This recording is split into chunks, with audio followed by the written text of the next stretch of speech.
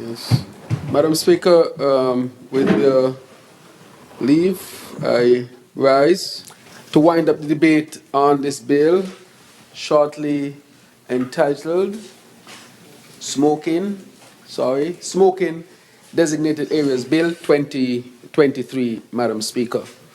A number of things were mentioned during the debate, but I would say that they were mostly dealt with.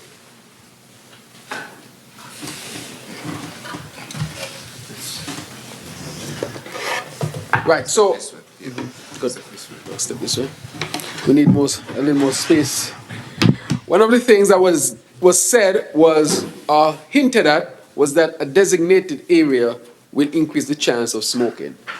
Madam Speaker, that would have to be may increase the chance of smoking. That might be a hypothesis, but I haven't seen any scientific data, even in countries that have had designated areas for smoking, that led to an increase in smoking. We have significant data from other countries and areas that have designated areas of smoking, and so that hypothesis, from my perspective, at this point does not apply.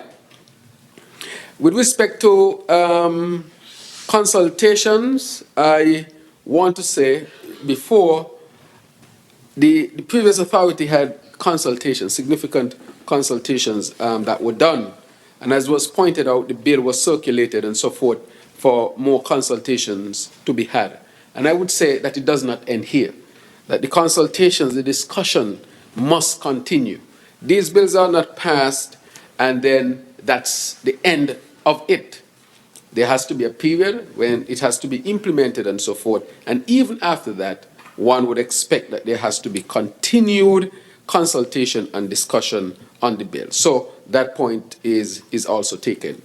I want to say with respect to the education on this, the drug unit recently had a workshop, and part of their mandate is to make sure that they continue to educate people on any substance that you may want to partake in. And that is a responsibility, of course, from a public health perspective. With respect to the licensing, I think it was cleared up that one is a license to have a designated area that is different to someone who is practicing their religion and having what we call a license of conscience. So those are two different things. That is why one is handled by the CMO and one is handled by the Ministry of Ecclesiastic Affairs and Faith-Based. So just to bring clarity to that. I want to stress to persons really, because some people might be concerned with respect to designating an area and if that would increase smoking. I think I needed to go back to that. It has not been shown that that may be the case. What this might actually do is that those who partake in smoking might not then go into a crowd and smoke and might go to an area. Let me say that smoke is different to a substance. Smoke, comes from when you have something being consumed mainly by fire, and where you have oxygen present in most cases, and then that smoke is produced. Smoke in and of itself can trigger the respiratory system. It has nothing to do specifically with what in the smoke all the time. And therefore, when the member from number 6 spoke about smoking and asthma, in my understanding of it, he's not saying that whether you smoke one thing or the other, it increases the chance because of the substance itself. I think he was speaking generically of smoking. There are persons who partake in cannabis and they don't smoke it. They make it tea. They put it in a different form. Even in Israel, what they seek to do, they put the cannabis in a mist form. So you have the mist of the cannabis without a smoke. So you can inhale it without having to smoke it. Quite interesting.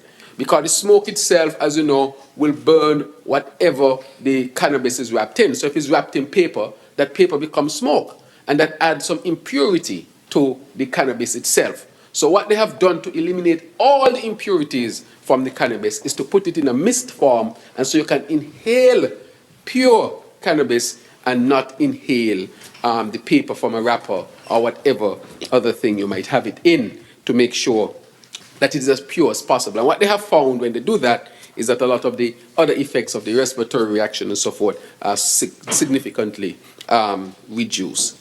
And so, Madam Speaker, as is discussed, this comes as a suite of legislations. And these should have come a long time ago, but it's better late than never.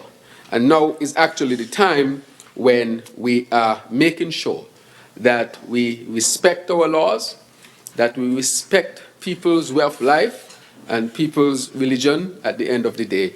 And at the same time, we are being very responsible. I want to thank the Rastafari community that is present here tonight, this afternoon, sorry. And even though we have not done the ultimate thing, I think that it would be recognized that is a significant step in the right direction. And we're going to continue to do until we get it perfectly correct. So I want to thank the community for their consultation, for listening to the AG and others who were involved, understanding that our will is to do right by them.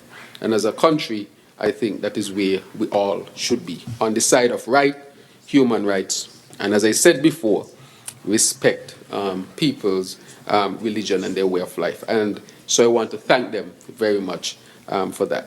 So, Madam Speaker, I think with that I would wrap up my presentation here today and wish this bill safe passage. Thank you, Madam Speaker.